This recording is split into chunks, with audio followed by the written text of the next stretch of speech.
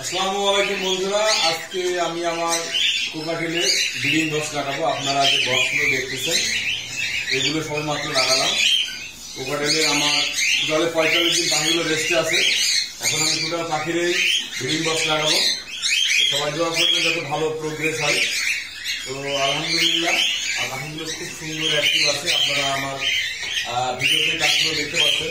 আমি পাখিগুলো দেখার সুযোগ হবে এবং আমাদের কাছ থেকে আপনারা পাখি কালেকশন করতে চাইলে আমার স্ক্রিনে দেওয়া নাম্বারে যোগাযোগ করতে পারবেন। আপনারা লাভবার্ড, কোকাটেল, সানকুনের বেবি আমরা সারা বাংলাদেশে ডেলিভারি দিয়ে থাকি বাসের মাধ্যমে।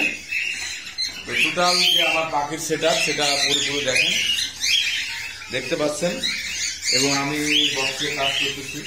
এবং এখানে যে বাচ্চাগুলো দেখতেছেন এগুলো সবই আমার হোম ব্রিডের বাচ্চা, ছোট ছোট বাচ্চা। এদের বয়স 3 মাস প্লাস।